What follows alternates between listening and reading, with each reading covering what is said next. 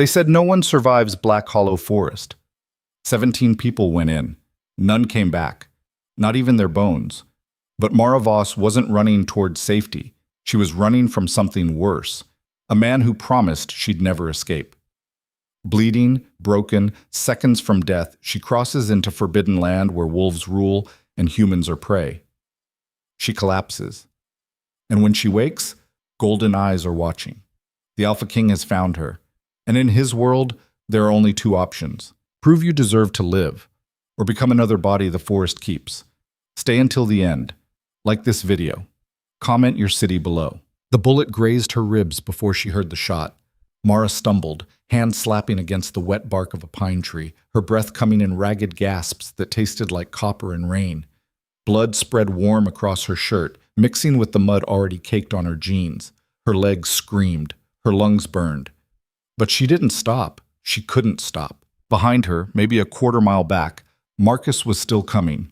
She could hear his boots crunching through dead leaves, steady and patient. He didn't need to run. He knew she was slowing down, knew she had nowhere left to go. "Mara!"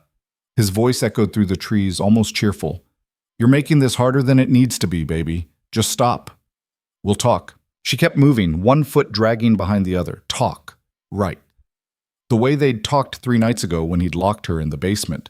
The way they'd talked when he'd wrapped his hands around her throat and told her she belonged to him, that running would only make it worse. She'd believed him for 2 years. Believed him when he said he loved her. Believed him when he said she was overreacting, that he'd never hurt her on purpose, that she just made him so crazy sometimes he couldn't help himself. She'd stopped believing him when she woke up duct taped to a chair. Mara pushed through a wall of wet ferns, branches whipping at her face. The forest had changed. She didn't know when exactly. Sometime in the last hour, maybe less. The trees were taller here. Older. Their trunks were wider than her car, their roots thick as her thigh, snaking across the ground like something alive. The air felt different too. Heavier. Colder. Like the temperature had dropped 10 degrees the moment she crossed some invisible line. She didn't care. Let it be cold. Let it be haunted. Anything was better than going back. Another gunshot cracked through the silence. This one missed, but not by much. Mara heard the bullet punch into a tree trunk somewhere to her left, bark exploding in a wet spray. She dropped low on instinct, scrambling behind a massive fallen log slick with moss. Her hands were shaking, her vision blurred at the edges. "Get up, move, don't stop." She forced herself upright, gripping the log for balance. Her ribs throbbed where the bullet had carved a line across her skin. Not deep, but enough. Enough to bleed, enough to slow her down. "I can smell the blood, Mara," Marcus called out, closer now, too close. "You're hurt. You need help. Let me help you." She bit down on her lip hard enough to taste iron and kept moving. The ground sloped downward, steep and treacherous. Her boots slipped on wet leaves and loose stones. She half ran, half fell, catching herself on tree trunks and low-hanging branches, her breath coming in short, desperate bursts. And then the ground disappeared. She went down hard, tumbling over rocks and roots, the world spinning in a blur of green and gray and black. Her shoulder hit something solid. Her head cracked against stone. Pain exploded behind her eyes, white and sharp and overwhelming. When she finally stopped rolling, she was on her back at the bottom of a ravine, staring up at a canopy so thick it blocked out the sky. She couldn't move, couldn't breathe. For a long moment, she just lay there, lungs screaming, ribs on fire, the taste of blood thick in her mouth. Get up. She couldn't. Get up or die. Her fingers twitched, then her hand. She rolled onto her side with a choked gasp, mud squelching under her cheek. Everything hurt. Everything. But she was still alive. For now. She dragged herself forward on her elbows, inch by inch, until she reached the base of an ancient pine. Its roots formed a hollow beneath the trunk, just deep enough to crawl into. She wedged herself inside, pulling her knees to her chest, and went very, very still. Silence. No birds, no wind, no insects, just her heartbeat loud and frantic in her ears. She pressed a hand to her ribs, felt the slick warmth of blood still seeping through her shirt. Not good. She needed to stop the bleeding, needed water, needed to figure out where the hell she was and how to get out. But first, she needed Marcus to pass her by. Footsteps. Slow, deliberate. Mara held her breath. Mara. Marcus's voice drifted down from somewhere above the ravine. He was close. Maybe 30 feet. Maybe less. I know you're down there. I can hear you breathing. She bit down on her fist to keep from making a sound. You really think you can hide from me? He laughed, low and familiar, the same laugh he used to use when they were happy, when she thought he was the best thing that ever happened to her. I know you better than you know yourself, baby. I know how you think, how you move. You can't run from me. He was right. She tried before. Twice. Both times he'd found her within a day, dragged her back, made sure she understood what happened to girls who didn't appreciate what they had. But this time was different. This time she wasn't running back to anything. There was no apartment to return to, no job, no friends. He'd made sure of that years ago. No family who gave a damn. This time, if he caught her, he'd kill her. She knew that now. The footsteps moved along the edge of the ravine, leaves crunching underfoot. You know what? Marcus said, almost conversational. Maybe this is better. Out here, no one's going to hear you scream. No one's going to come looking. Just you and me, Mara, the way it's supposed to be. She squeezed her eyes shut. Please. Please just leave. The footsteps stopped. Mara's heart slammed against her ribs. Huh, Marcus said. That's weird. Silence. Then, there's something out here. Mara opened her eyes. From her hiding spot, she could just barely see through the tangle of roots, up the side of the ravine, to where Marcus stood at the top, silhouetted against the gray sky. He wasn't looking down anymore. He was looking out, into the forest. What the hell? His voice had changed. No more mockery, no more control. He sounded afraid. Mara didn't move, didn't breathe. And then she heard it. A growl, low, deep, resonating through the ground like distant thunder. Marcus took a step back. Oh, shit! The gunshot was loud and sharp and final. Then nothing. No scream, no struggle, no sound at all. Just nothing. Mara stayed frozen, her pulse roaring in her ears. What just happened? She waited. 1 minute, 2, 5. No footsteps, no voice, no Marcus. Slowly, so slowly, she crawled forward, peering up through the roots. The ridge was empty. Marcus was gone. Not running away gone. Not hiding gone. Gone. Like he'd never been there at all. Mara's stomach turned. She pulled back into the hollow, pressing her spine against the tree trunk, her mind racing. What the hell is out here? The forest had gone silent again. That same unnatural quiet that made her skin crawl. Like the trees themselves were holding their breath. She needed to move. Needed to get out of this ravine and find, what? Civilization? Help? She didn't even know where she was. She'd been running blind for hours, maybe longer. No phone, no map, no idea which direction led back to the highway. But staying here wasn't an option. She took a slow breath, wincing at the sharp pain in her ribs, and crawled out from under the tree. The ravine was steep, but not impossible. She found handholds in the roots and rocks, dragging herself upward, her muscles screaming in protest. Blood slicked her palms, her vision swam. She made it halfway before her strength gave out. Her fingers slipped. She fell backward, hitting the ground hard, all the air punching out of her lungs in one brutal gasp. No, get up. She couldn't. Her body wouldn't respond, wouldn't move. The pain was too much, the exhaustion too deep. She lay there in the dirt, staring up at the canopy, her chest rising and falling in shallow, uneven breaths.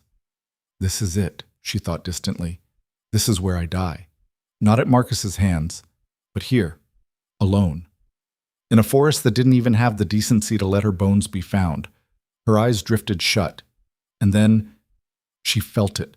A presence, not sound, not movement, just awareness. The weight of something watching her.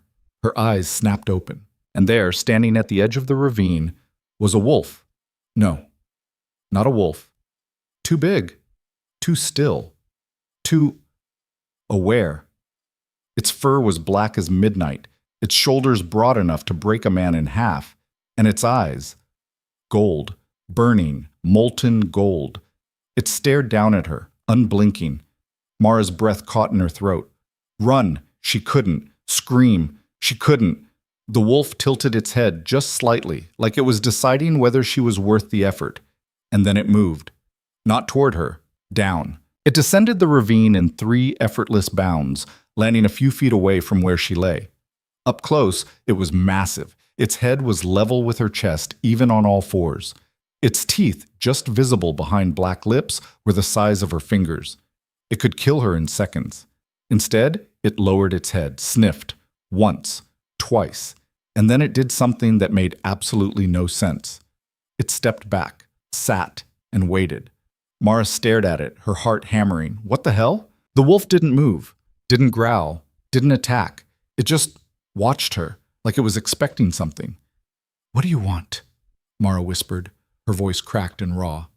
The wolf's ears twitched, and then, from somewhere deep in the forest, another growl answered, then another, and another. The wolf's head snapped up, its body going rigid. Mara followed its gaze, and her blood turned to ice. They were coming. Not one, not two. A dozen wolves, maybe more, emerging from the shadows like ghosts. All of them massive. All of them moving with the same predatory grace. And all of them staring directly at her. The black wolf rose to its feet, stepping between Mara and the others. It didn't growl, didn't bare its teeth. It just stood there. And the other wolves stopped. One of them, a gray beast with scars crisscrossing its muzzle, stepped forward, lips curling back in a snarl. The black wolf's growl was immediate, sharp, final. The gray wolf hesitated, then backed down. Mara's breath came in short, shallow gasps. She didn't understand what was happening, didn't understand why she was still alive, but she understood one thing. The black wolf was protecting her. Why? The black wolf turned its head, those golden eyes locking onto hers. And then, impossibly, it shifted. Not metaphorically, not symbolically, literally. Its body twisted, bones cracking and reforming, fur receding into skin. In less than 3 seconds, the wolf was gone, and in its place stood a man, tall, broad-shouldered, naked, but somehow not vulnerable. His skin was tan, marked with faint scars along his ribs and arms. His hair was black, shaggy, falling just past his jaw, and his eyes, still gold, still burning. He stared down at her, expressionless. "You," he said, his voice low and rough, "shouldn't be here." Mara opened her mouth. No sound came out. The man crouched beside her, his gaze sweeping over her injuries, the blood on her shirt, the gash on her temple, the bruises already blooming across her skin. "Who hurt you?" he asked. She still couldn't speak. His jaw tightened. He looked back at the other wolves, still watching, still waiting. "Ronan," one of them growled. Mara blinked. The wolf had spoken. The man, Ronan, didn't look away from her. "She's human." "Then kill her," the voice said. Cold. Flat. "Or send her back. She's bleeding out." "Not our problem." Ronan's eyes narrowed. She crossed the boundary. Silence. The gray wolf stepped forward again, this time in human form. A woman, tall and severe, her hair pulled back tight, her naked body covered in scars that told stories of violence survived. "Then you know what that means." Ronan said nothing. The woman's gaze flicked to Mara, sharp and assessing. "She doesn't belong here. She's a liability, a risk. One human, Ronan. That's all it took last time." "This isn't last time." "Isn't it?" The woman's voice was ice. "You felt it. Don't pretend you didn't." Ronan's expression didn't change, but something in his posture shifted, tightened. The woman smiled, bitter and knowing. "She's your mate." The words hung in the air like a death sentence. Mara's vision blurred. She didn't know what that meant. Didn't care. She just wanted to sleep. Ronan's hand touched her shoulder, gentle but firm. "Stay awake." She couldn't. "Stay awake." His voice was a command, not loud, not harsh, but absolute. Her eyes focused, barely. He leaned closer, his face filling her vision. "You're in Black Hollow now. Do you understand?" She didn't. "No one leaves," he said quietly. "Not alive. Not unless I allow it." Her heart stuttered. "You have 2 choices," Ronan continued, his voice steady. "Die here, or stay." "Stay?" she whispered. "Prove you can survive." The woman behind him laughed, sharp and humorless. "She's half dead already, Ronan. This is a mercy kill." Ronan didn't look away from Mara. "Can you stand?" She didn't know. "Can you fight?" No, his expression didn't soften, didn't harden.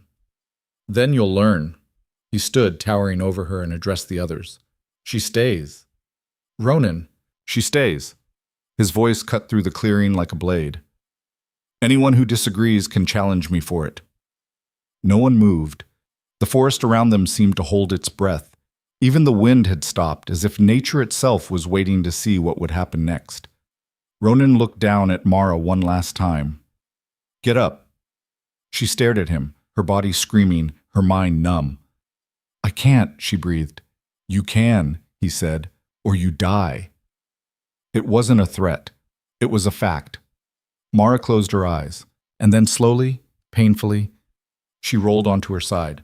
Her ribs screamed. Her head pounded. Every muscle in her body begged her to stop, to just lie down and let it end. But she didn't. She pushed herself to her hands and knees. Her arms shook violently. Her vision grayed at the edges. Blood dripped from her shirt onto the dirt below. But she stood. Barely. Her legs trembled so badly she thought they'd give out any second. But they held. Ronan nodded once. Good. He turned and walked into the forest, his steps confident and sure, like he knew without looking that she'd follow. The others shifted back to wolf form and fell in behind him, their eyes still wary, still watching her like she might collapse or attack at any moment. And Mara, bleeding, broken, barely conscious, took one step, then another. Her foot caught on a root and she stumbled, catching herself on a tree trunk. She waited for someone to help her. No one did. They just kept walking. So she did too. She didn't know where she was going, didn't know what came next, didn't know if she'd survive the next hour, let alone the night. But she was still moving, still alive. And for the first time in 2 years, she wasn't running from something. She was walking toward it. The forest closed in around them, dark and ancient and watching. Mara could feel it, the weight of something old and powerful pressing down on her from all sides. The trees here didn't just grow. They waited. They remembered. She stumbled again, her vision swimming. This time her knees buckled. Before she hit the ground, strong hands caught her. Ronan. He'd circled back without her noticing, his movements silent as smoke. "I told you to walk," he said. "I didn't say I'd let you die doing it." He lifted her, not gently, but not roughly either, and carried her like she weighed nothing. Mara wanted to protest, wanted to say she could manage on her own, but she couldn't. So she let him carry her, her head lolling against his shoulder, her blood soaking into his skin. The last thing she heard before unconsciousness claimed her was the woman's voice, cold and sharp. "You're making a mistake, Ronan." And his response, quiet but absolute, "We'll see." The village, if you could call it that, was nothing like Mara expected. No quaint cabins, no campfires, no rustic charm, just raw wood and stone structures built into the mountainside, half hidden by ancient trees. Everything looked temporary and permanent at the same time, like it had been here for centuries but could vanish overnight if it wanted to. Ronan didn't slow down, didn't look back to see if she was keeping up. She wasn't. Mara stumbled after him, each step sending fresh pain through her ribs. The other wolves, people now, all of them dressed in worn clothing that looked handmade, watched her pass with expressions that ranged from curious to openly hostile. A woman with silver-streaked hair spat on the ground as Mara limped by. A teenage boy laughed, sharp and cruel. An older man just shook his head, like she was already dead and didn't know it yet. Mara kept her eyes forward, her jaw clenched tight. She wouldn't give them the satisfaction of seeing her falter. Not now, not when she'd already come this far. Ronan stopped in front of a low building that looked like it had been carved directly out of the rock face. Moss grew thick across its roof, and the door hung slightly crooked on leather hinges. He pushed it open without knocking. "Kyle?" a voice said from inside, female, sharp. "You can't be serious." "I am." Mara followed him in, her vision swimming. The room was dim, lit by oil lamps that cast long shadows across shelves packed with glass jars, dried herbs, and things she didn't want to look at too closely. Bundles of roots hung from the ceiling, and the air smelled like earth and something bitter. A woman stood near the back, arms crossed. She was maybe 40, her dark hair pulled into a tight braid, her face all hard angles and sharper edges. She looked at Mara the way someone might look at roadkill, with disgust and a clinical sort of interest. "She's human," the woman said flatly. "I know. She's dying. I know that too." The woman's jaw worked, a muscle ticking beneath her skin. "Then why bring her to me? Let the forest finish what it started. It would be kinder." Ronan's voice didn't rise. "Heal her, Iris." "No." Silence stretched between them, thick and dangerous. Mara swayed, catching herself on the doorframe. The room tilted sideways. Her knees started to buckle. Ronan stepped closer to the woman, Iris, his voice dropping to something quiet and lethal. "I'm not asking." "You should be." Iris didn't back down. "You know what this looks like, what the council will say, what she'll say. Let them talk." "They won't just talk, Ronan. They'll heal her." The air in the room went cold. Something shifted in the atmosphere, a pressure that made Mara's ears pop. Iris stared at him for a long moment, her expression unreadable. Then her gaze flicked to Mara, assessing. "She won't survive the night." "Then make sure she does." Iris's mouth thinned into a hard line, but she moved, grabbing a low cot near the wall and shoving it toward the center of the room with more force than necessary. "Fine. But when this blows up in your face, don't come crying to me." Ronan didn't answer. He looked at Mara, nodded once toward the cot, and walked out. The door slammed behind him. Mara stood there, her legs trembling, her breath coming in short gasps. She could feel blood trickling down her side, warm and wet. Iris sighed, the sound heavy with resignation.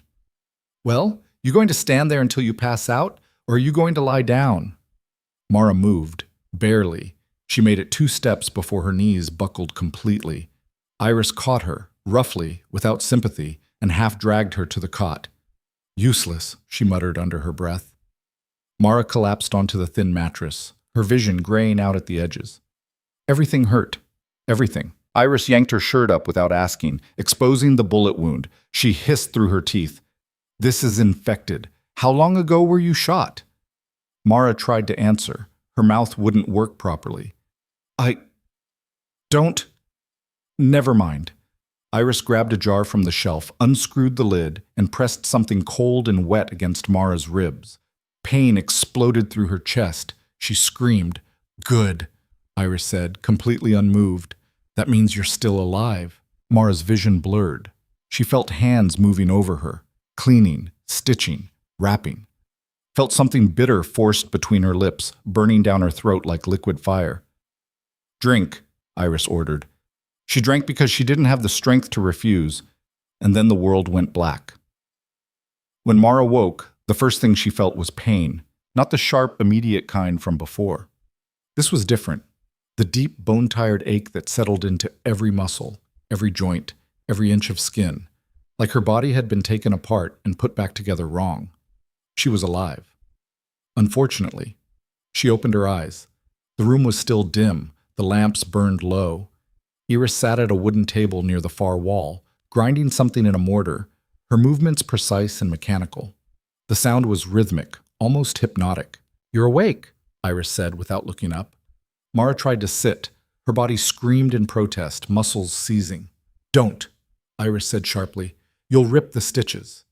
Mara froze, halfway upright, her arms shaking from the effort. "How long?" 2 days. 2 days. Mara sank back against the cot, her mind racing. 2 days unconscious. 2 days while Marcus... What? She didn't even know what had happened to him. Didn't know if she should feel relieved or guilty or afraid. She felt nothing, just empty.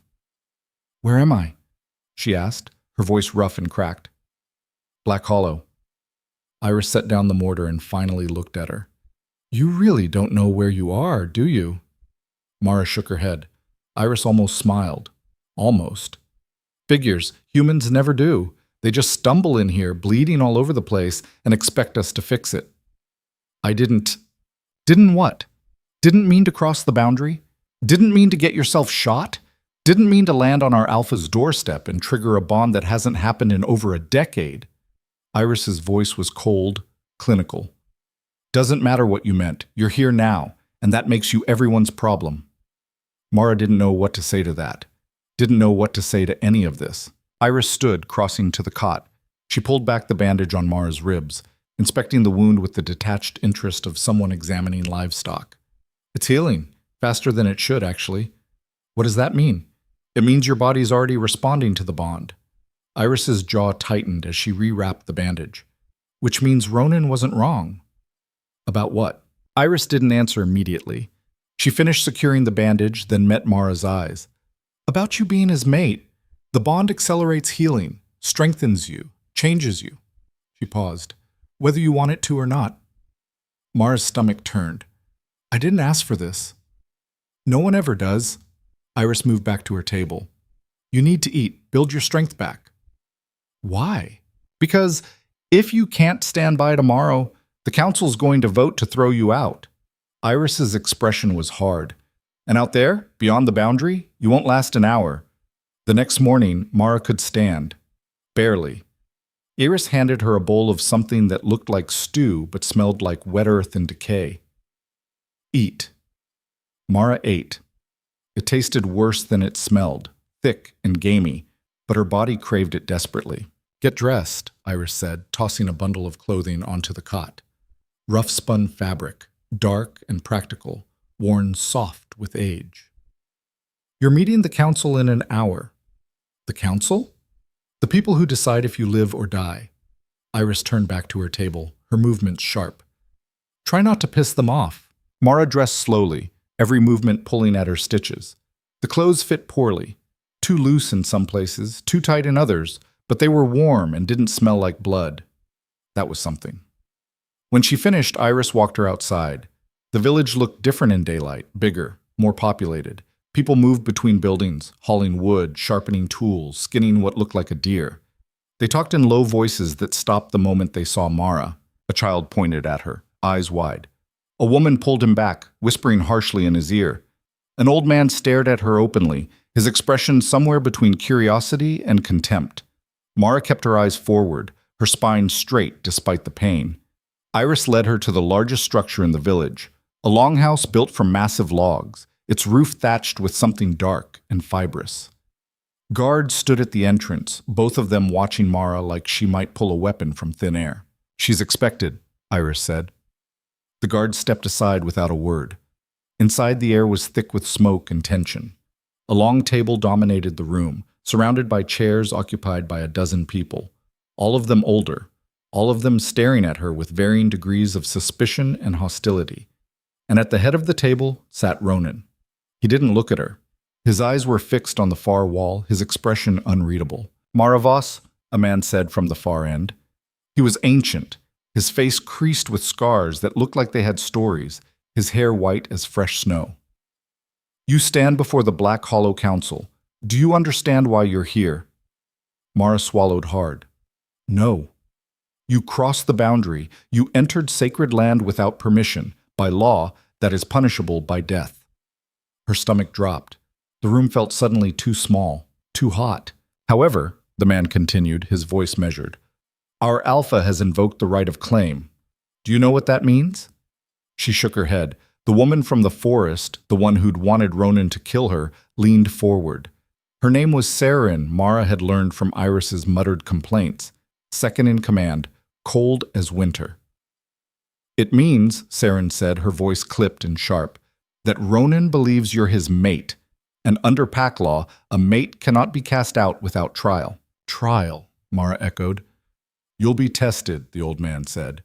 3 trials, survival, combat, sacrifice. Pass all 3, and you'll be granted provisional status within the pack.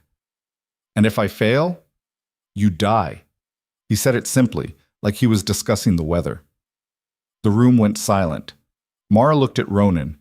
He still wasn't looking at her, his jaw tight, his hands flat on the table. I don't understand, she said, her voice stronger than she felt. I didn't ask for this. I didn't ask to be here. I was just running, Saran interrupted.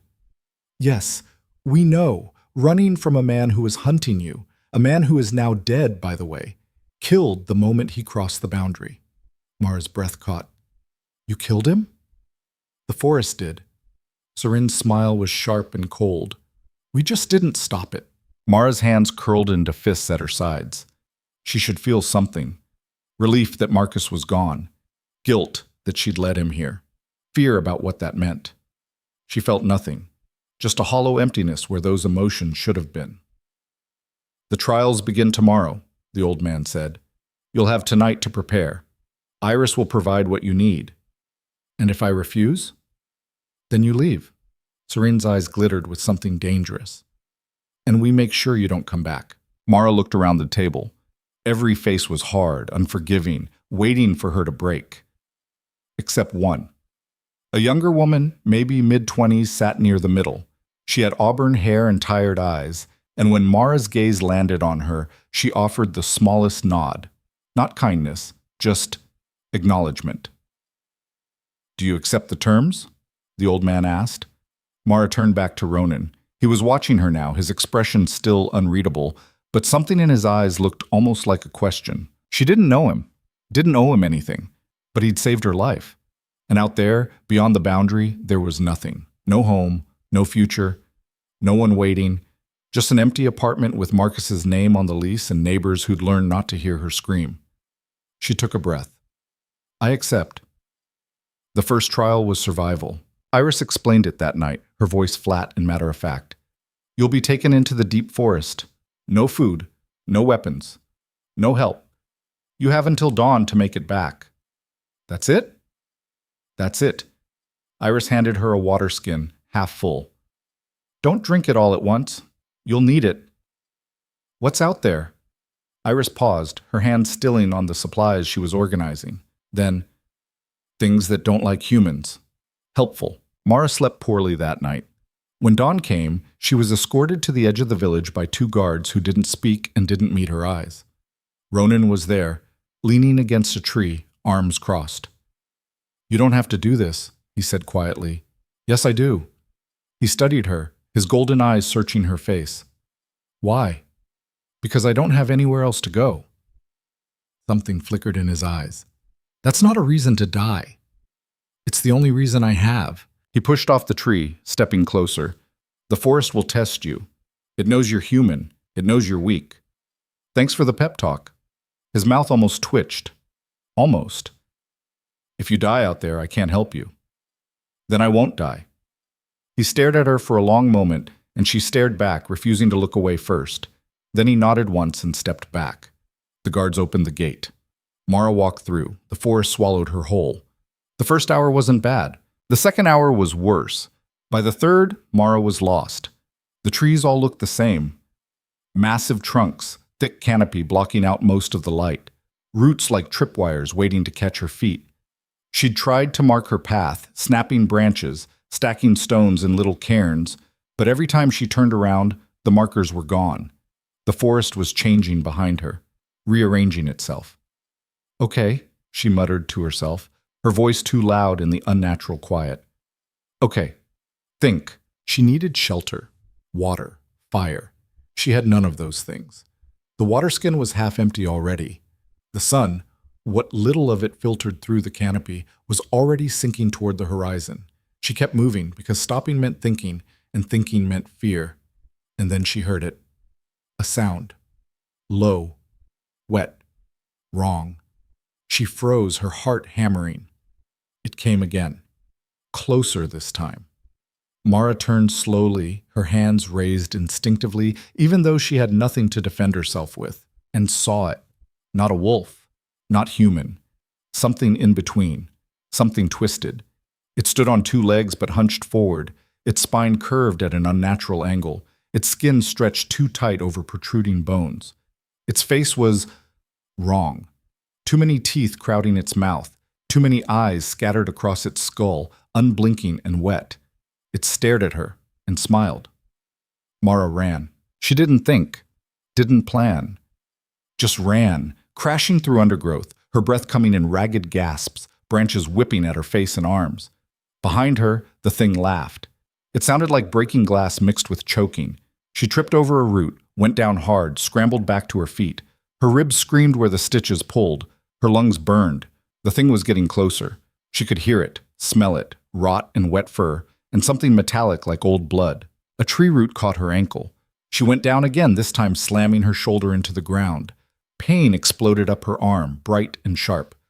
The thing stepped into view, its head tilted at that unnatural angle, drool sliding from its open mouth in thick ropes.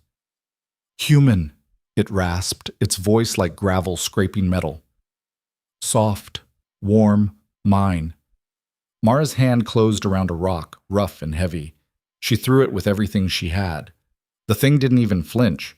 The rock bounced off its chest. It lunged, and something black slammed into it from the side. A wolf. Massive. Familiar. Ronan. He tore into the creature with brutal efficiency, teeth and claws ripping through flesh that seemed to resist and then give all at once. The thing screamed, high and terrible, before going abruptly silent. Ronan stood over the body, blood dripping from his muzzle, his sides heaving. Then he shifted. Human again, naked, furious. "What the hell were you thinking?" he snarled, stalking toward her. Running blind into the forest? That thing would have torn you apart." "You said you couldn't help me." "I said I shouldn't. That doesn't mean I'd let you die like an idiot." He crouched in front of her, his eyes blazing. "Do you have any idea what that was? A twisted.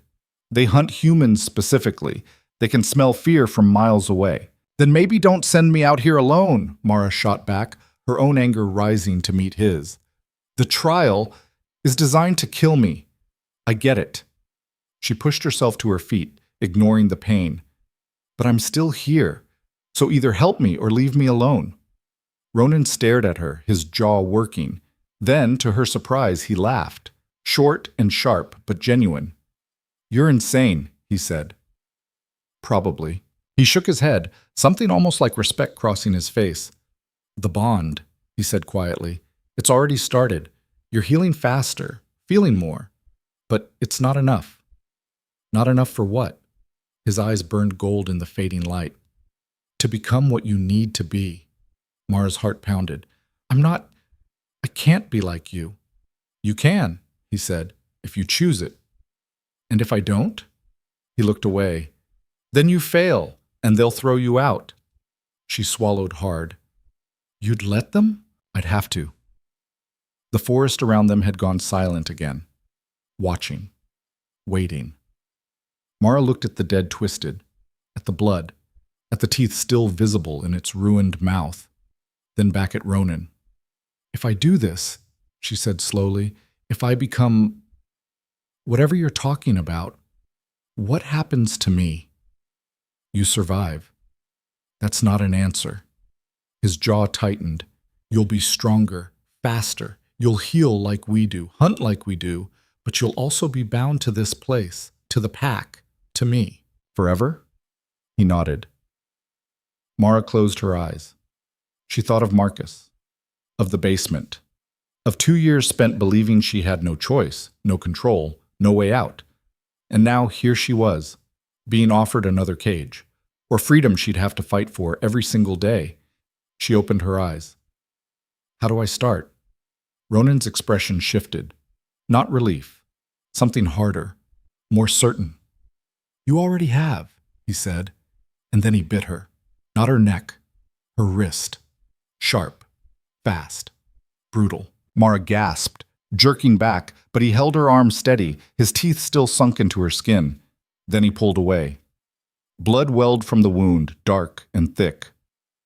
"What did you—" "It's done," he said, his voice rough. Her wrist burned.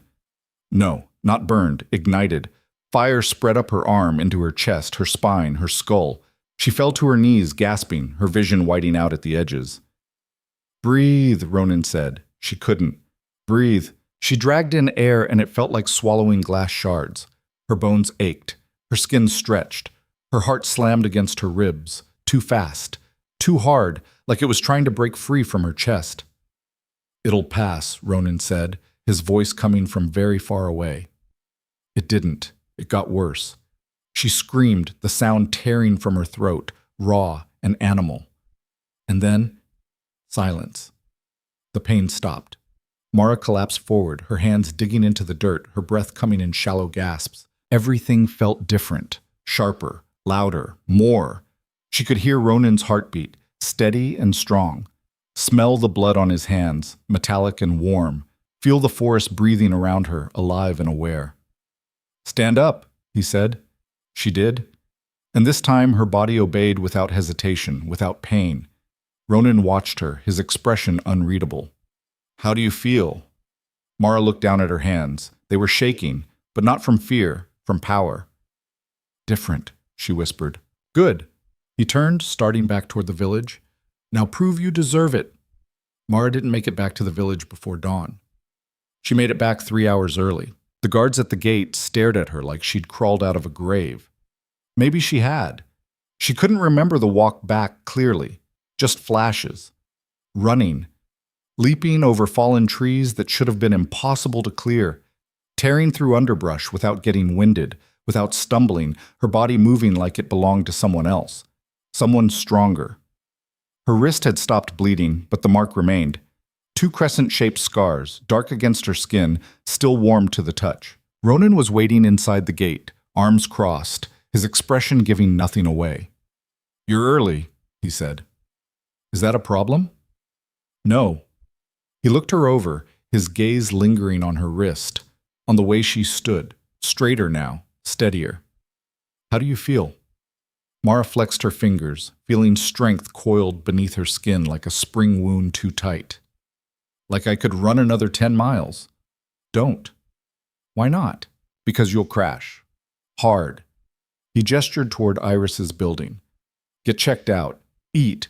Rest. The second trial is tomorrow." "What is it?" "Combat." Of course it was.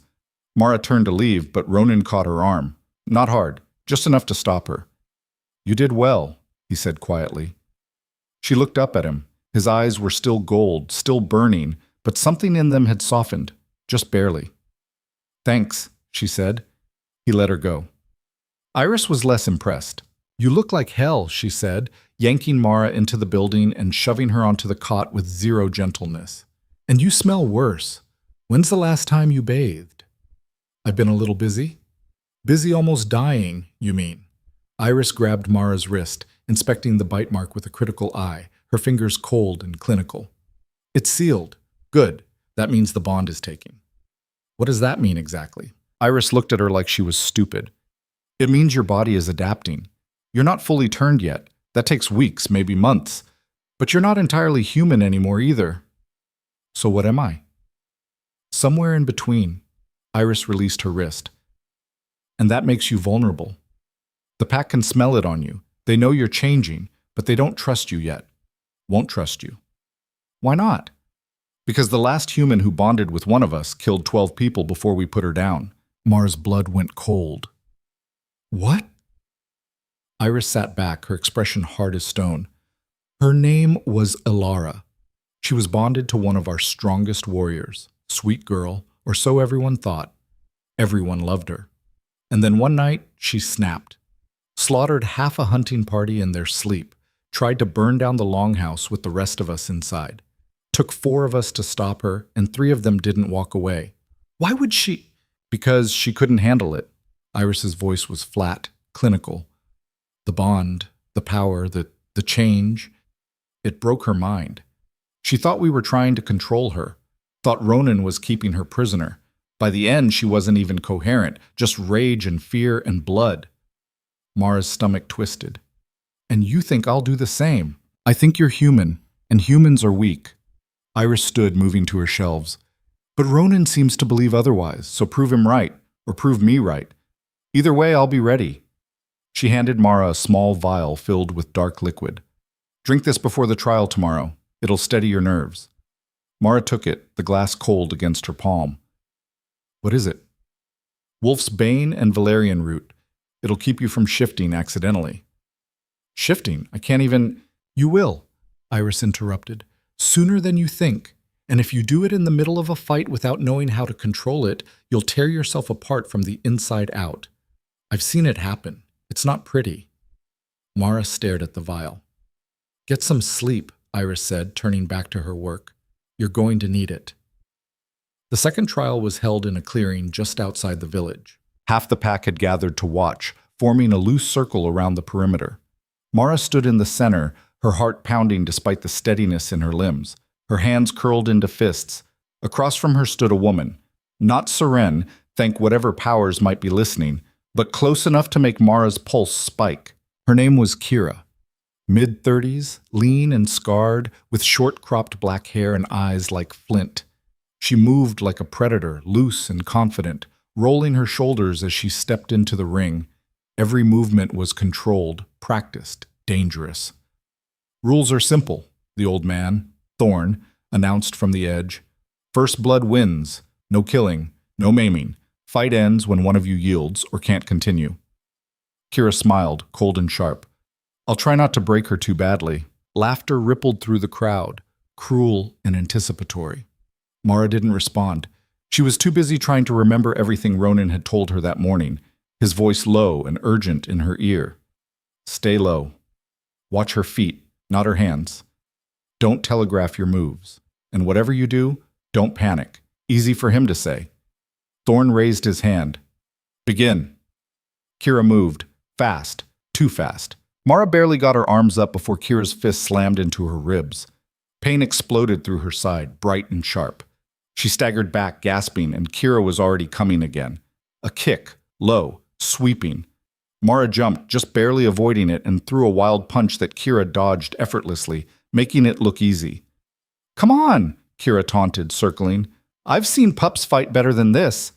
Mara gritted her teeth and lunged. Kira sidestepped, grabbed Mara's arm, and twisted. Mara went down hard, her shoulder screaming, dirt filling her mouth. The impact knocked the air from her lungs. The crowd jeered. "Stay down, human," someone called. "She won't last another minute." "This is pathetic." Mara pushed herself up, spitting blood and dirt. Her vision swam. Her ribs throbbed. But something else was rising inside her. Heat and anger. Power. Kira circled her, grinning like this was entertainment. "You're tougher than you look, I'll give you that. But tough doesn't win fights." Mara didn't answer. She was too focused on the burning in her chest, the way her skin felt too tight, the way her fingers were starting to cramp and reshape. "Don't shift. Don't shift. Don't." Kira lunged again. This time, Mara was ready. She ducked under the punch, drove her shoulder into Kira's stomach, and shoved with everything she had. Kira stumbled back, surprised, and Mara didn't give her time to recover. She followed up with a hook to the jaw, putting her full weight behind it. Kira's head snapped to the side. Blood sprayed from her split lip. The crowd went silent. Kira touched her mouth, stared at the blood on her fingers, and laughed. It wasn't a pleasant sound. "There you are," she said. She came at Mara like a storm. Punches, kicks, elbows. Mara blocked what she could, took the rest, and kept moving. Her body was screaming, but it was also learning, adapting. Every hit taught her something. Every dodge made her faster.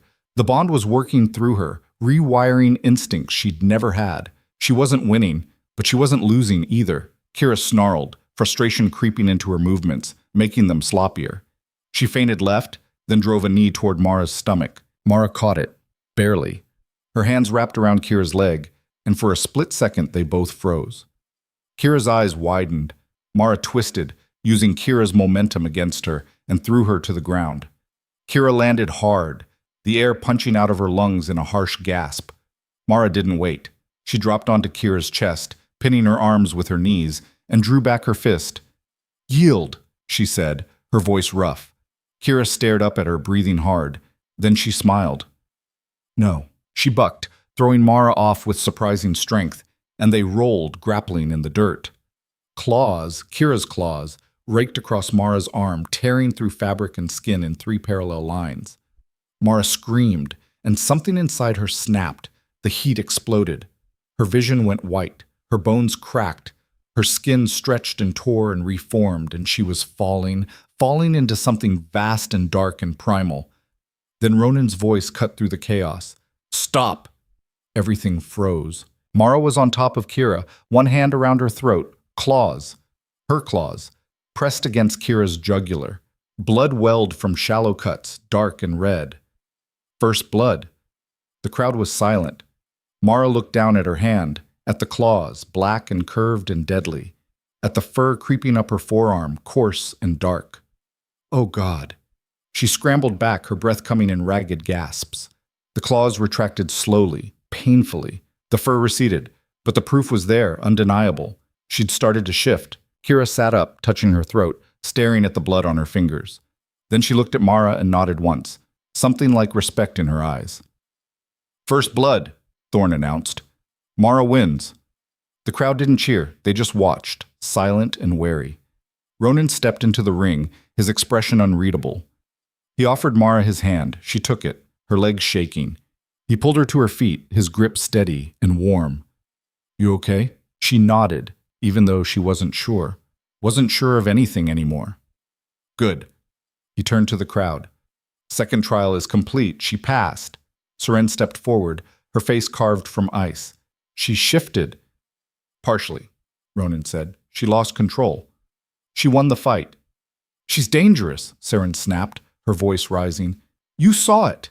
We all did. She's unstable, unpredictable." "She's learning. She's a liability." Seren's voice carried across the clearing. "How long before she does what Alara did? How long before she kills one of us in our sleep?" Murmurs of agreement rippled through the crowd, growing louder. Ronan's jaw tightened. "She won't." "You can't know that." "I do." "Because she's your mate?" Seren laughed bitterly. "That didn't stop Alara. The bond didn't save anyone then. It won't save us now." The crowd was shifting now, uneasy.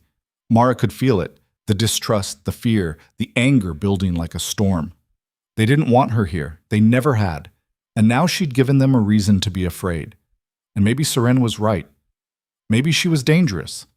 Ronan stepped closer to Seren, his voice dropping to something quiet and lethal. "Enough." "No." Seren held her ground. "You're blinded by the bond. You're putting the pack at risk for one human who couldn't even survive a month ago. What happens when she snaps? When she turns on us like Alara did?" "She won't." "You don't know that." "I do," Ronan said again, his voice like steel. "Because I'll be the one to stop her if she does." Silence. Mara's breath caught in her throat. Ronan looked at her then, his eyes burning. "But she won't give me a reason to." Seren's mouth thinned into a hard line. "Fine. Then let her face the third trial. Tonight." "Tonight?" Thorne stepped forward, frowning. "That's not protocol. She needs time to—" "She's already unstable," Seren interrupted. "Waiting will only make it worse. If she's going to break, let's find out now. Let's end this before someone else dies." The crowd murmured agreement, the sound growing louder. Ronan's fists clenched at his sides. "The third trial requires preparation, mental preparation." "Then she'll prepare quickly." Seren's smile was sharp and cold. "Unless you're afraid she'll fail." It was a trap. Mara could see it in Seren's eyes, in the way the crowd leaned forward, waiting for blood. If Ronan said no, he looked weak, like he didn't trust Mara. If he said yes, Mara would have to face the trial unprepared, with no chance to understand what was coming. Either way, Seren won. Ronan looked at Mara, his expression tight. "Can you do it?" She didn't know, but she nodded anyway. "Yes." "Fine," Ronan said, turning back to Seren. "Tonight." Seren's smile widened. "Good. Let's see what she's really made of." The third trial was sacrifice. Iris explained it in clipped, furious sentences as she bandaged Mara's arm, her movements rough. "You'll be taken to the sacred grove. There's a pool there, spring-fed, ancient, older than the pack itself. You drink from it, and it shows you your greatest fear. Whatever the pool shows you, you have to face it, overcome it, survive it, or drown trying." "That's insane." "That's the trial." Iris yanked the bandage tight enough to hurt. "And you're going in unprepared, which makes it 10 times worse. Most people train for weeks before attempting this. Meditation, mental conditioning, you have 2 hours." "What happens if I fail?" Iris didn't answer immediately. "Iris, you drown," she said flatly. "The pool doesn't let you go until you've faced what it shows you. If you can't overcome it, if you can't let it go, you die. Your lungs fill with water and you die." Mara's stomach dropped. "Has anyone ever—" 3 people. All of them broke. "The pool doesn't care if you're strong. It cares if you're honest." Iris met her eyes. "Whatever it shows you, whatever it asks you to face, you have to mean it when you let it go. You have to really, truly let it go. No lies. No pretending, or it'll kill you." "How do I—" I don't know. Iris's voice was sharp. That's the point. It's different for everyone, but whatever it is, whatever you see in there, you have to be willing to give it up, completely. The sacred grove was deep in the forest, far from the village. Ronan led her there in silence, flanked by Seren and Thorn. The rest of the pack followed at a distance, their eyes glowing in the growing dark like watching spirits. The grove itself was beautiful in a haunting, terrible way. Ancient trees formed a perfect circle around a pool of black water that reflected the moon like a mirror. The air smelled like earth and stone and something else, something old and sacred and dangerous. Step into the pool, Thorn said, his voice formal. Drink, face what comes.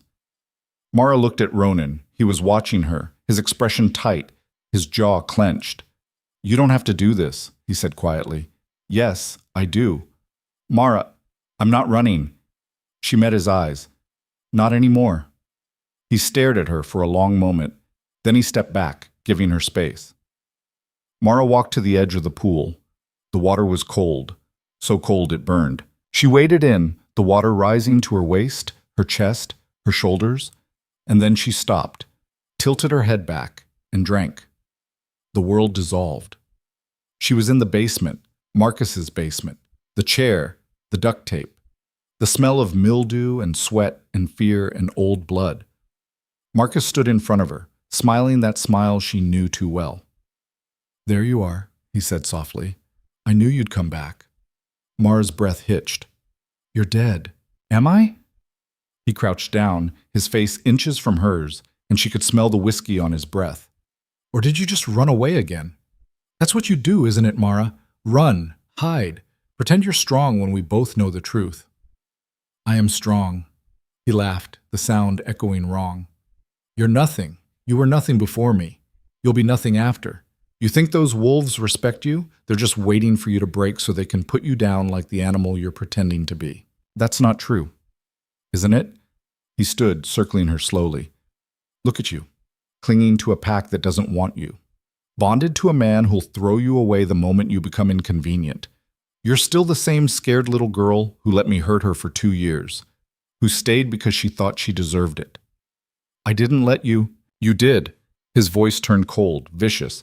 You stayed. You could have left at any time, but you stayed, because deep down, you thought you deserved it, thought you deserved me. Mara's chest tightened, pressure building. And now you're here, Marcus continued, leaning down again, pretending you've changed, pretending you're something more. But you're not. You're still weak, still broken, still mine. No. Yes. He leaned down, his breath hot against her ear. You'll always be mine, no matter how far you run, no matter what you become. You'll always be that girl in the basement, my girl. Mara closed her eyes, water seeping into her lungs, and then she opened them. You're right, she said quietly. Marcus blinked. What? You're right. I stayed. I let you hurt me. I believed I deserved it. She looked up at him, tears streaming down her face, mixing with the pool water. But that doesn't mean I'm weak. It means I survived, and I'm still here. The basement started to crack, fissures spreading across the walls. I'm not yours, Mara said, her voice steady now. I never was. I was just too scared to see it. But I see it now. Marcus's face twisted. You can't. I can. She stood, the duct tape falling away like smoke, like it had never been real. And I am. You're dead, Marcus. You're gone, and I'm letting you go. The basement shattered. Mara gasped, breaking the surface of the pool, water streaming from her hair, her lungs burning but working. Hands grabbed her, pulling her out. Ronan. She collapsed against him, shaking, her breath coming in ragged sobs that racked her whole body. You did it, he murmured against her hair. You're okay. You're safe. She wasn't okay, but she was alive. The pack was silent as Ronan carried her back to the village, her body limp in his arms. Seren watched, her expression unreadable. Thorn nodded once. She passed all 3 trials. Mara didn't hear him. She was too busy trying to breathe, trying to process what had just happened, trying to understand that Marcus was really, truly gone. She'd faced him, and she'd let him go. Ronan set her down in Iris's building, wrapping a blanket around her shoulders. Rest. I can't rest, he said again, firmer this time, leaving no room for argument. She nodded, too exhausted to fight. But before Ronan could leave, Iris grabbed his arm, her face serious. We need to talk, she said. Ronan frowned. About what? Iris glanced at Mara, then back at Ronan, lowering her voice. The bond. It's accelerating. That's normal. No, it's not. Iris's voice was tight, urgent. She shifted during the fight. Partially, yes, but it should have taken weeks for that to happen. And the pool, she broke through in minutes. Most people are in there for hours, Ronan, hours of facing their demons. So she's strong. So she's bonded to you faster than anyone I've ever seen. Iris stepped closer, her voice dropping to barely a whisper. Ronan, I think she's not just your mate. I think she's something else. Something more. What are you talking about? The prophecy. Ronan went very still. Mara looked up, her heart pounding despite her exhaustion. What prophecy? Iris and Ronan exchanged a long look. Tell her, Iris said. Ronan's jaw worked. Then, finally, there's an old story about a human who would come to Black Hollow, someone who would bond with the Alpha and bring either salvation or destruction to the pack. Mara's blood went cold. And you think that's me? I don't know, Ronan said carefully. But if it is, Seren's voice cut in from the doorway, cold and sharp as a blade, then she's more dangerous than we thought. She stepped inside, flanked by 2 guards, their hands on their weapons. And that, Seren continued, her smile cold, is why the Council has decided to invoke the Alpha's challenge. Ronan's eyes flashed gold. You can't. We already have. Seren's smile was ice. Tomorrow at dawn, you'll fight for your right to keep her. And if you lose, she looked at Mara. She dies. The room went silent. Mara's heart slammed against her ribs, each beat too loud in her ears. What? The Alpha's challenge, Seren repeated, her voice calm and cold as winter stone. An ancient right. When the pack believes their Alpha is compromised, they can issue a challenge. If the Alpha loses, leadership transfers, and any decisions made under compromised judgment are nullified. Including keeping me alive, Mara said flatly. Exactly. Ronan's voice was low, dangerous. Who issued it? I did. Seren stepped further into the room, her boots echoing on the wooden floor. With the Council's full support. Thorne abstained, but the vote was 7-1. You had no right. I had every right. Seren's eyes flashed. You've been blinded by the bond. You're risking the entire pack for one human who's already proven she can't control herself. That's not leadership, Ronan. That's obsession. Ronan took a step toward her. The air in the room crackled with tension, the lamp flames flickering. Careful, Seren said softly. Threatening me won't help your case. This isn't about my case. It's about you using pack law to get what you want. What I want is to keep us safe. Seren's voice hardened, something you seem to have forgotten how to do. Mara pushed herself upright, the blanket falling from her shoulders. Her legs shook but held. Who are you fighting? Seren smiled, sharp and predatory. Me. The words landed like a physical blow. Ronan's hands curled into fists. You can't. I can.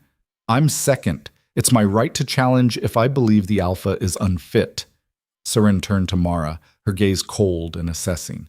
And when I win, the first thing I'll do is drag you back across the boundary and leave you there for the Twisted to find. Seren, Dawn, Seren interrupted, looking at Ronan. The clearing. Don't be late. She walked out, the guards following like shadows. The door slammed. Mara's legs gave out. She sat down hard on the cot, her mind spinning, trying to process what just happened. Ronan was going to fight Seren, for her, and if he lost... Don't, Ronan said. She looked up. He was watching her, his expression tight, controlled. Don't spiral. She's going to kill you. No, she's not. Ronan, she's second for a reason. I know what she is. He crouched in front of her, his eyes level with hers. And I know what I am. I'll win. You don't know that. Yes, I do. Mara stared at him. He sounded so certain, like this was just another fight, another obstacle to overcome. But it wasn't. "Why are you doing this?" she asked quietly. He frowned. "What?" "This. All of this. You don't even know me. We met 4 days ago, and you're willing to risk everything, your leadership, your life, for someone you barely know. Why?" Ronan was silent for a long moment. Then, "Because you're mine."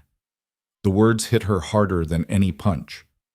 "The bond," he started. "Is that all this is?" Mara interrupted.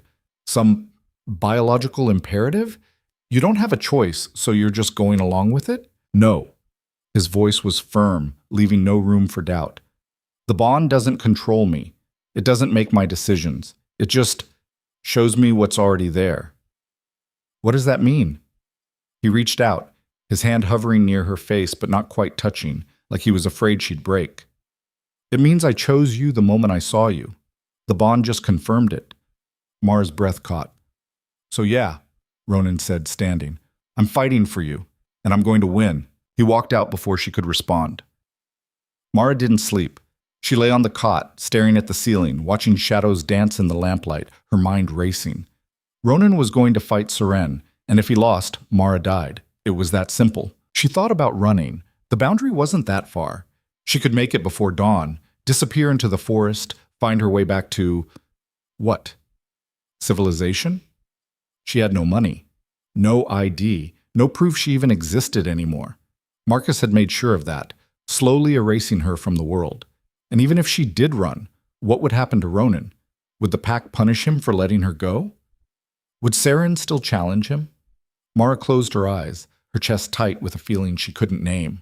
She'd spent 2 years with Marcus believing she had no power, no control, no way out. And now here she was again, waiting for someone else to decide if she lived or died. No. She sat up. No. Not again.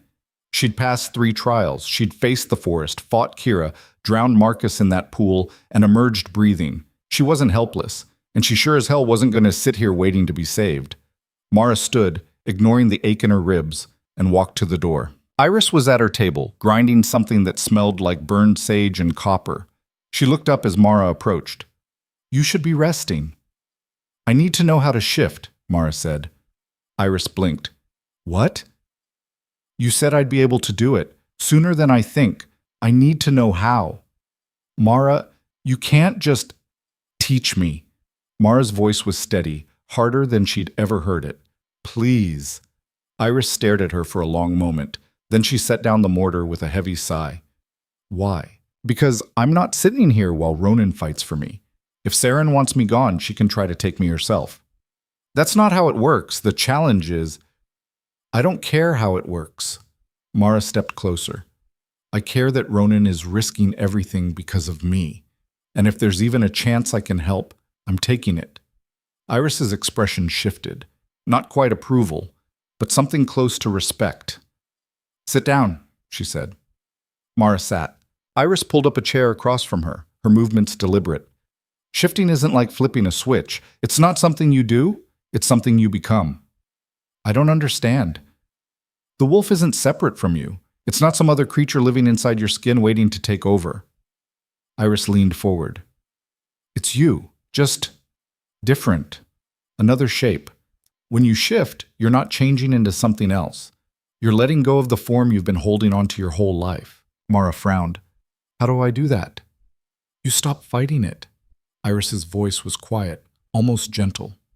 "You felt it during the fight with Kira, that heat, that pressure. Your body was trying to shift, and you were holding it back with everything you had. Because I didn't know how to control it. You still don't, but control comes later. First you have to trust it." "Trust what?" "The wolf." Iris reached out, tapping Mara's chest above her heart. "Trust yourself." Mara closed her eyes. She thought about the fight, about the moment Kira's claws had raked across her arm, the way the heat had exploded inside her, the way her bones had started to crack and reform. "Stop," Iris said. Mara's eyes snapped open. "What? You're thinking too hard. Shifting isn't intellectual. It's instinctual." Iris stood, pacing the small room. "You don't think about breathing, do you? You just do it. Your heart beats without permission. Your body knows what to do. Shifting is the same. You have to feel it, not think it. Feel what? The shape you're supposed to be. Mara took a slow breath, trying to understand. She closed her eyes again. This time she didn't think. She just felt. The heat was there, low in her chest. Not burning, just warm, steady, waiting. She reached for it, and it reached back. Her bones shifted, not breaking, not cracking, just moving. Her skin stretched, fur sprouted along her arms, dark and coarse. Her hands curled, claws extending from her fingertips, sharp and black. "Good," Iris said, her voice coming from somewhere far away. "Now hold it." Mara gritted her teeth. The heat was building, spreading, trying to consume her completely, trying to pull her all the way under. No, not yet. Just this much. The shift stopped. Mara opened her eyes. Her hands were clawed. Fur covered her forearms up to her elbows. But the rest of her was still human. "Partial shift," Iris said, nodding. "That's control. Now bring it back." Mara focused, pulling the heat back into her chest like gathering scattered fire. The claws retracted. The fur receded. The heat settled back into her chest, quiet and waiting. She looked at her hands. Human again. Trembling. "How do you feel?" Iris asked. "Tired." "Good. That means you're doing it right." Iris sat back down. "A full shift will drain you completely the first few times. You'll feel like you ran a marathon and then got hit by a truck. But with practice, it'll get easier." Mara nodded, her mind already racing ahead. "How long before I can do it in a fight?" Iris's expression darkened. "Mara, you're not—" "How long?" Iris sighed, deep and heavy. "Weeks, maybe months. You can't just—" "I don't have weeks." Mara stood, her legs steadier now. "Dawn is in 4 hours. And you think you're going to master shifting in 4 hours? I think I'm going to try. You'll kill yourself." "Maybe." Mara looked at her, meeting her eyes. "But at least I'll die on my feet instead of on my knees." Iris stared at her for a long moment, something unreadable crossing her face. Then she stood, crossed to a shelf, and pulled down a small wooden box carved with symbols Mara didn't recognize. "This," she said, opening it carefully, "is Moonroot. It'll amplify your connection to the wolf, make shifting easier, faster. And the downside? It's addictive. And if you use too much, you'll lose yourself completely. Become feral. We'd have to put you down." Iris's voice was matter of fact. Mara looked at the dried roots inside the box. They were twisted and dark, almost black, and they smelled like earth and something sweet and rotten. "How much is too much?" "More than a fingernail's worth." Iris closed the box. "And even that's risky for someone as new as you." Mara reached for it. Iris caught her wrist. "I'm serious, Mara. This isn't something to mess with. This stuff has killed people." "I know. Do you?" Iris's grip tightened. "Because if you lose control tomorrow, Ronan won't be able to stop you. Saran will.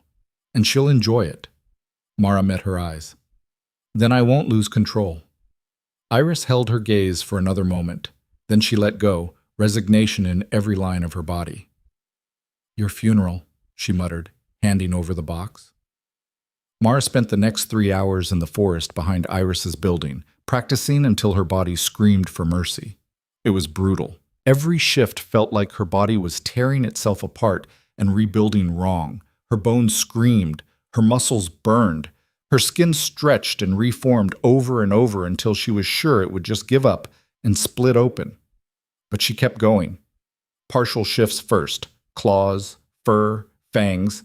Then she tried for a full shift. It didn't work. She got halfway, her spine curving, her legs reshaping, her face elongating, before the pain became too much and she collapsed, gasping, back in her human form, vomiting into the dirt. "Again," she muttered to herself. She tried again, and again, and again. By the time the sky started to lighten, she could hold a partial shift for almost a minute without passing out. It wasn't enough, but it was something. Iris found her sitting against a tree, covered in sweat and dirt, and her own blood from where her shifting skin had torn, her hands still trembling. "Dawn's in 10 minutes, Iris said. Mara nodded, too exhausted to speak.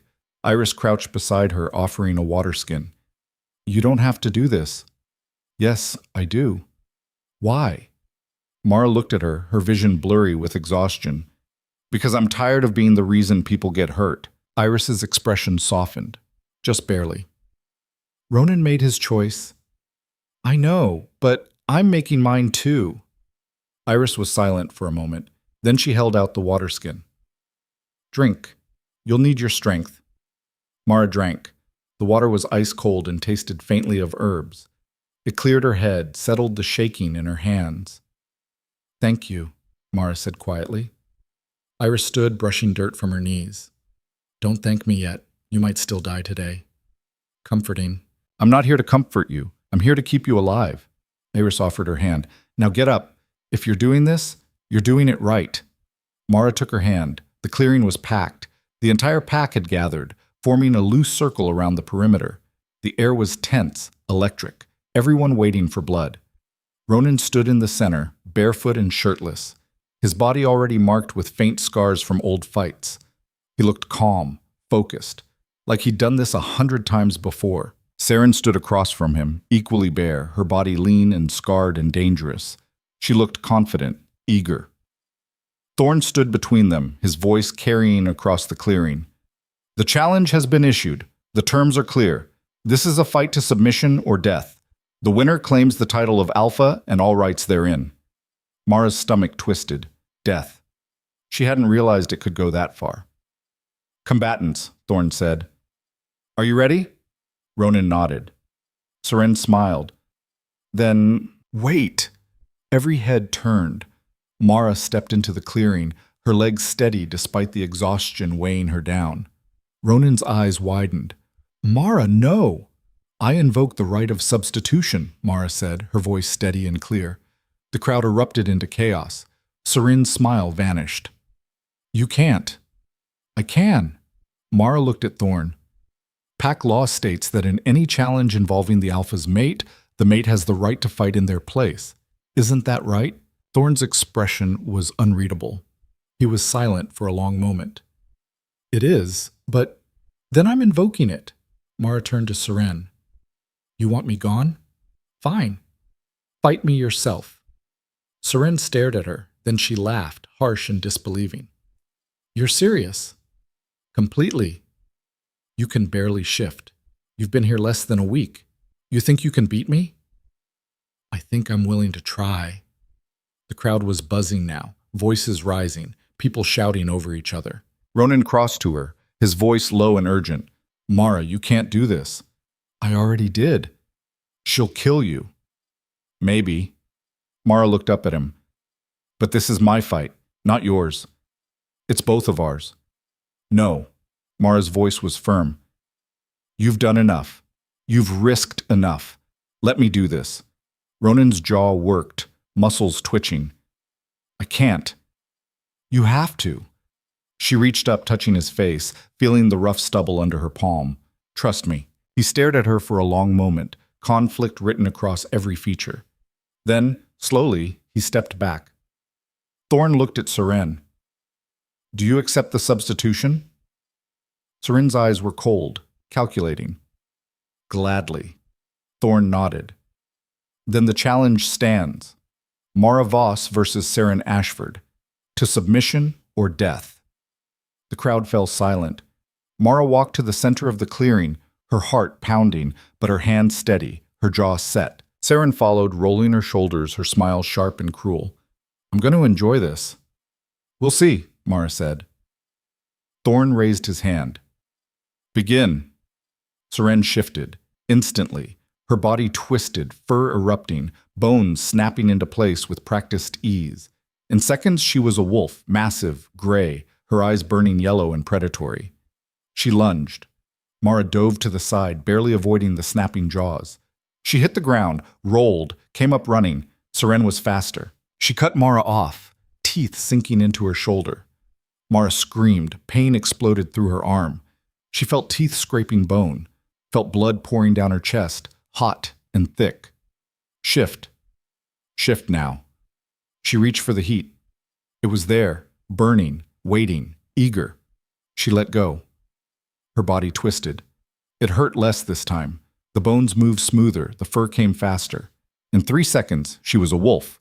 Smaller than Sarian, leaner, less experienced, but faster. She tore free of Saren's grip, leaving a chunk of flesh behind, and bolted across the clearing. Saren chased, powerful and relentless. They tore through the clearing, weaving between trees at the edge. Saren snapping at Mara's heels.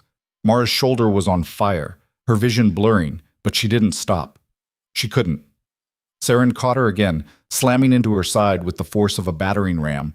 They went down in a tangle of fur and claws, rolling across the dirt, snapping and tearing. Mara bit down on Saren's leg, tasting blood. Saren howled, kicking her off with brutal force. Mara shifted back to human, gasping, blood streaming from her shoulder and a dozen other wounds. Saren shifted too, standing over her, breathing hard. "Is that all you have?" Mara spat blood. "No." She shifted again. This time she aimed for Saren's throat. Saren dodged, but not fast enough. Mara's claws raked across her side, tearing through fur and skin in deep parallel lines. Saren snarled, spinning, her jaws closing around Mara's leg. Bone cracked. Mara went down hard, her leg useless, pain whiting out her vision. Saren stood over her, human again, breathing hard, blood dripping from her side. "Yield." Mara looked up at her through the haze of pain and exhaustion and smiled. "No." She shifted one last time. Not fully, just her hands. Claws extended, longer and sharper than before, and she drove them into Saren's stomach. Saren's eyes went wide with shock and pain. She stumbled back, blood pouring from the wound, her hands pressed against her stomach. Mara shifted back, collapsing onto her side, her vision graying, her body giving out. The crowd was silent. Thorne stepped forward, looking at Saren. "Do you yield?" Saren pressed a hand to her stomach, blood seeping between her fingers, staining the ground beneath her. She looked at Mara, something like respect flickering in her eyes, then at Ronan, then back at Mara. "I yield," she said, her voice tight with pain. The crowd erupted into chaos. Mara's vision blurred. She felt hands lifting her, felt Ronan's voice in her ear, but she couldn't make out the words. Everything was fading, darkness creeping in at the edges. But she'd won. She'd actually won. The last thing she saw before the darkness took her was Ronan's face above hers, and he was smiling. When Mara woke, the first thing she felt was warmth, not pain, not cold, just warmth, deep and encompassing. She opened her eyes slowly, her vision swimming into focus. She was back in Iris's building, lying on the cot, wrapped in thick furs that smelled like pine and smoke. The room was dim, lit only by a single oil lamp on the table, its flame steady and quiet. Ronan sat in a chair beside her, his head tilted back against the wall, eyes closed. He looked exhausted, more than exhausted. Dark circles shadowed his eyes like bruises, his jaw covered in days-old stubble, his shirt rumpled and stained with blood. Her blood. Mara tried to sit up, pain lanced through her shoulder and leg, sharp enough to steal her breath. Ronan's eyes snapped open instantly. "Don't move," he said, leaning forward, his hand hovering near her shoulder but not quite touching. "How long's—" "2 days." He reached for a water skin on the floor, holding it to her lips with careful precision. "Drink." She drank, the water cool and soothing against her raw throat. When he pulled it away, she managed to rasp out, "Saren?" "Alive." Iris stitched her up. "She'll have a scar, but she'll live." Ronan set the water skin aside. "You damn near gutted her." "She was trying to kill me." "I know." His voice was quiet, something unreadable in his tone. "You shouldn't have fought her." "I had to." "No, you didn't. I could have—" "Ronan!" Mara looked at him directly, holding his gaze. "I needed to do this myself. Can you understand that?" He was silent for a long moment, his jaw working. Then he nodded slowly. "Yeah, I can." She relaxed back against the furs, her body aching in places she didn't know could ache. "What happens now?" "Now?" Ronan leaned back in his chair, the wood creaking under his weight. "You heal, and the pack adjusts." "Adjust to what?" "To you." He met her eyes, his expression serious. "You won the challenge. That means you're not just my mate anymore. You're pack. Officially." Mara's breath caught. "What does that mean?" "It means they can't cast you out, can't hurt you without consequences. You're one of us now. He paused, watching her carefully. If you want to be. Do I have a choice? You always have a choice. His voice was firm, leaving no room for doubt. You can stay, or you can leave. I won't stop you either way. Mara stared at him, something tightening in her chest. You'd let me go? After everything? Yes. Why? Because I don't want you here if you don't want to be here. Ronan leaned forward, his elbows on his knees, his eyes intense. I'm not Marcus, Mara. I'm not going to cage you. If you want to leave, I'll walk you to the boundary myself and make sure you get out safely. The words hit harder than any blow she'd taken in the clearing. She thought about it. Leaving. Going back to… what? The world outside didn't want her. Didn't even know she existed anymore. Marcus had made sure of that, slowly erasing her piece by piece. But here she'd fought. Bled. Survived things that should have killed her. Here, she'd become something more than the broken girl Marcus had left behind. I want to stay, she said quietly. Ronan's expression softened, relief flickering across his features. You're sure?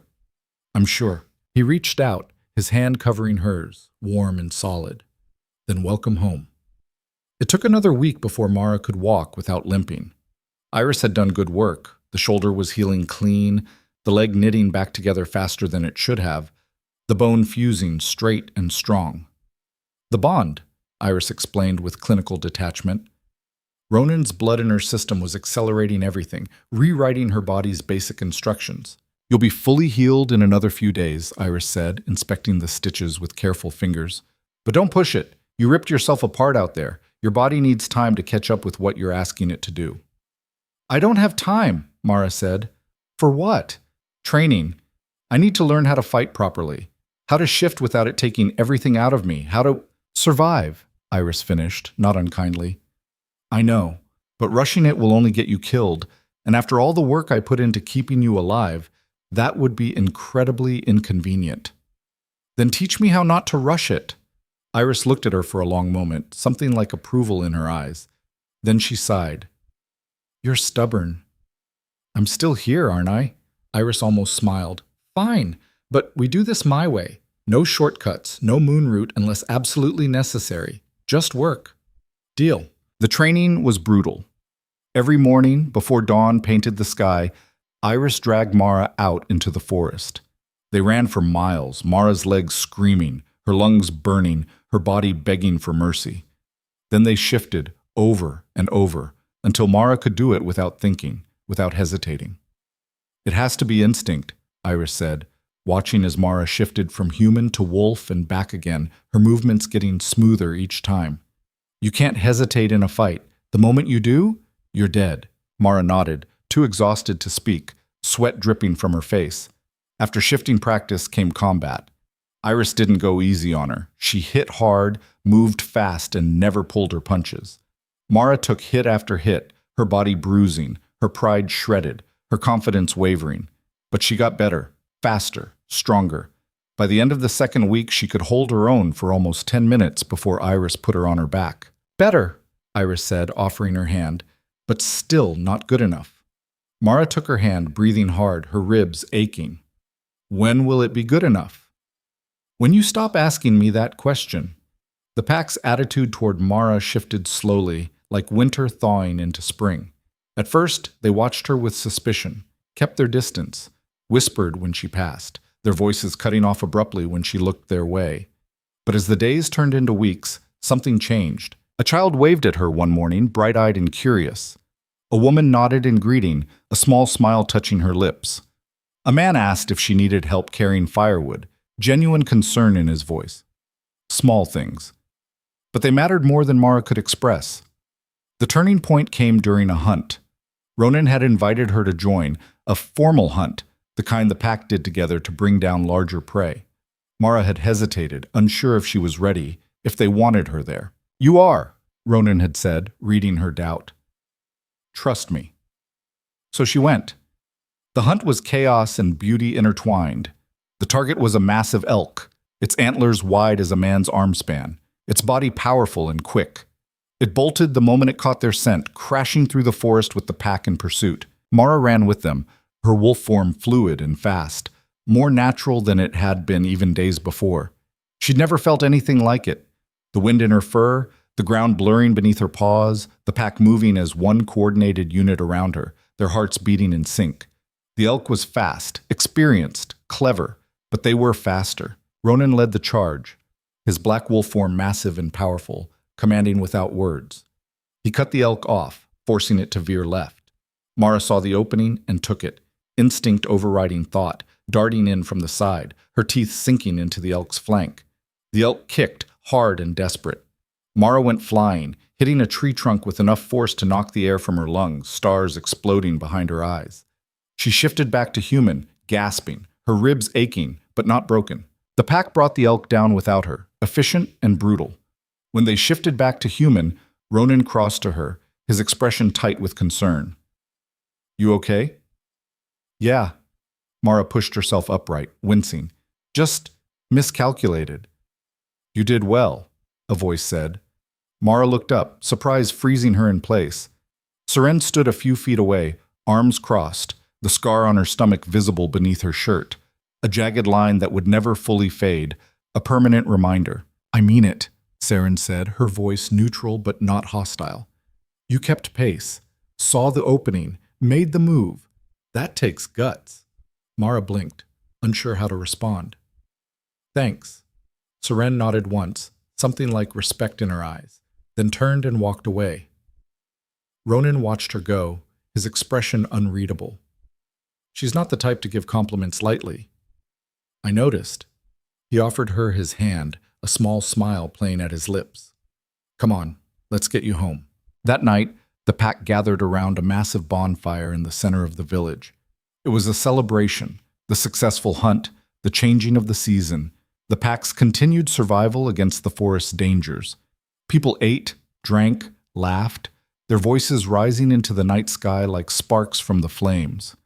Mara sat beside Ronan, a bowl of rich stew in her hands, watching the flames dance and twist. "You're quiet," Ronan said, his shoulder brushing hers. "Just thinking."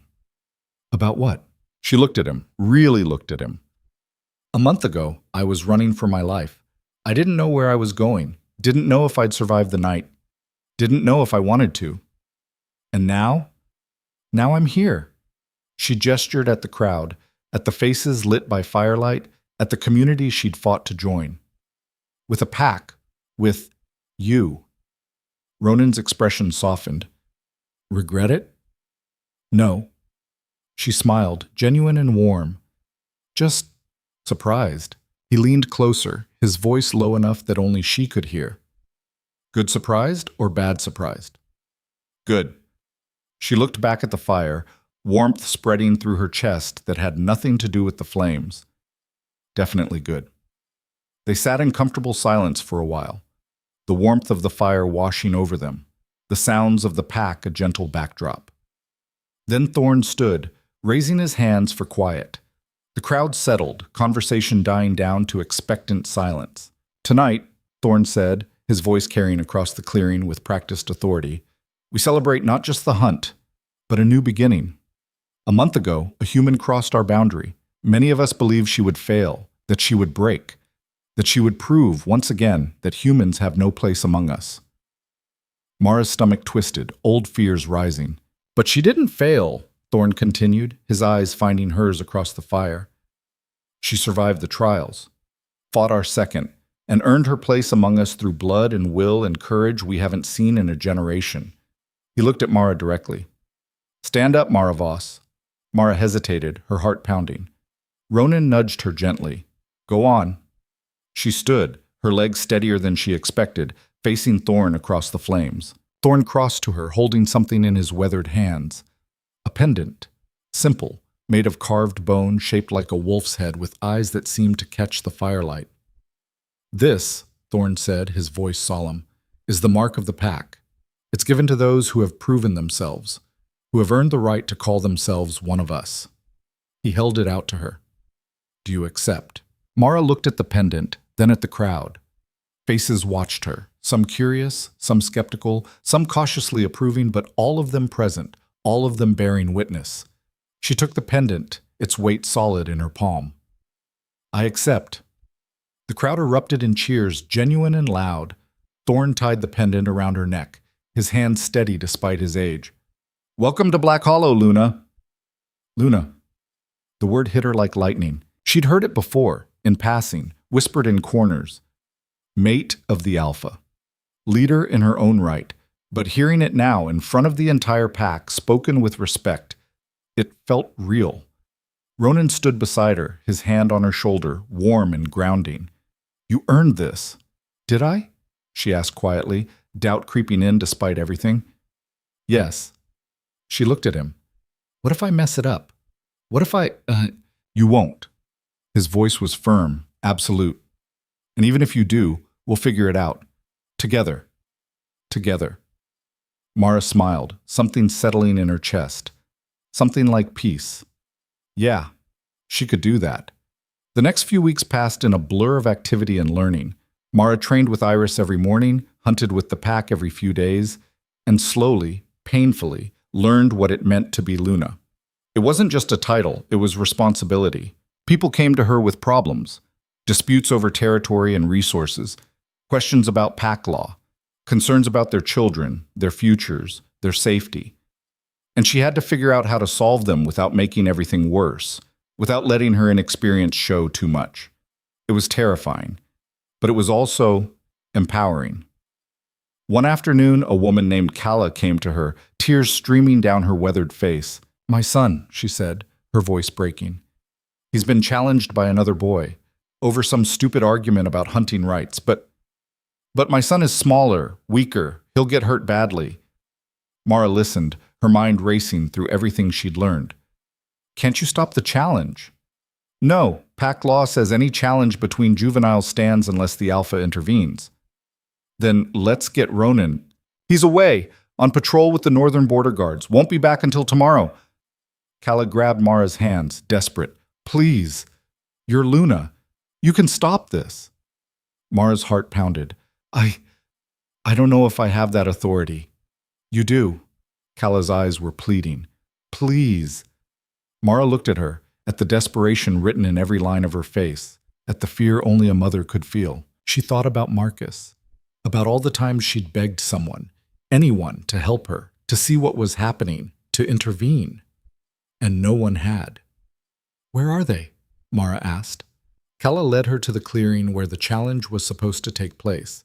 Two boys stood facing each other, one about 14, broad-shouldered and confident, the other maybe 12, smaller and pale, his fists clenched to hide their shaking. A crowd had gathered, watching with the casual interest of people who'd seen this play out 100 times before.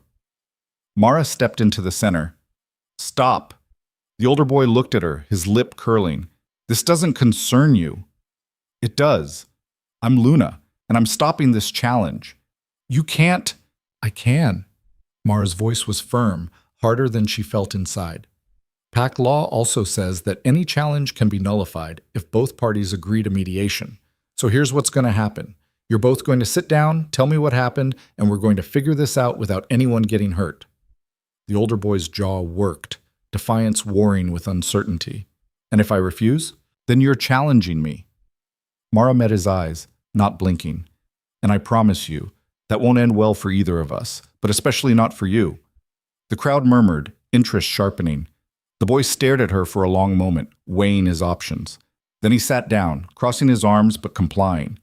The younger boy followed quickly, relief flooding his face. Mara spent the next hour listening to them, mediating, finding common ground in the mess of teenage pride and miscommunication.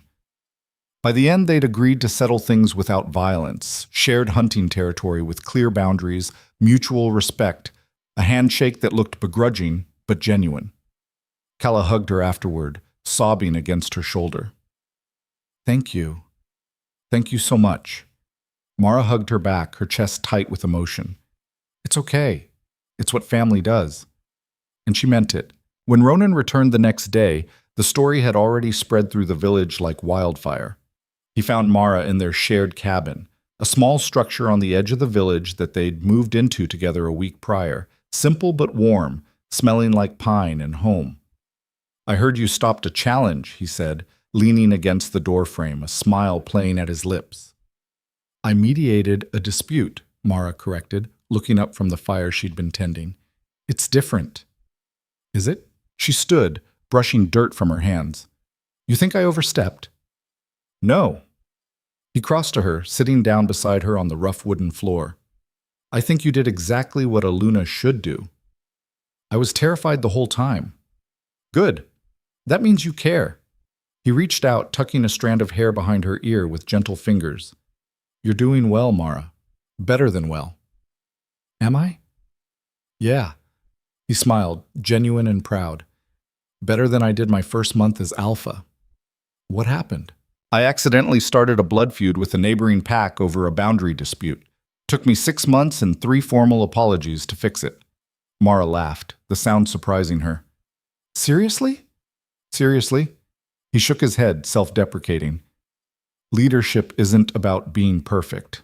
It's about showing up and trying, and you're doing that.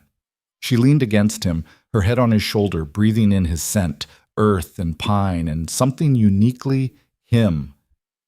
Thanks. They sat in silence for a while, the fire crackling between them, comfortable and easy. Ronan? Mara said quietly. Yeah? What's the prophecy? The real one. Not just the summary.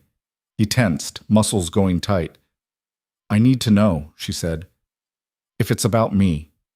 It might not be, but it might. She pulled back, looking at him. Tell me, please. Ronan sighed, deep and heavy. It's old. Older than the pack. Older than Black Hollow itself. Passed down through generations. What does it say? He looked into the fire, his expression distant. It says that one day a human will come to the forest. Someone broken. Someone running from death. And they'll bond with the Alpha. The bond will be stronger than any before it. Faster. More complete. And that person will either save the pack or destroy it. Mara's stomach dropped. Destroy it how? The prophecy doesn't say. Just that the choice will be theirs. That everything hangs on which path they choose. He looked at her. But here's the thing. Prophecies are just stories. They don't control you, Mara. They never have. But people believe it. They're watching me, waiting to see if I'll... Some do. Others think it's just a story told to scare children. He reached out, taking her hand. Either way, I don't care. I chose you, not because of some ancient prophecy, but because you're you. Mara's throat tightened. What if I make the wrong choice? What if I'm the one who destroys everything you've built? Then we'll deal with it, together. He squeezed her hand. But I don't think you will. You know why? Why? Because you've been making the right choices all along. Every time it mattered, you chose to fight instead of run, to stand instead of hide. That's who you are. Mara felt tears burning behind her eyes. I'm still scared. Good. Fear keeps you sharp. He smiled.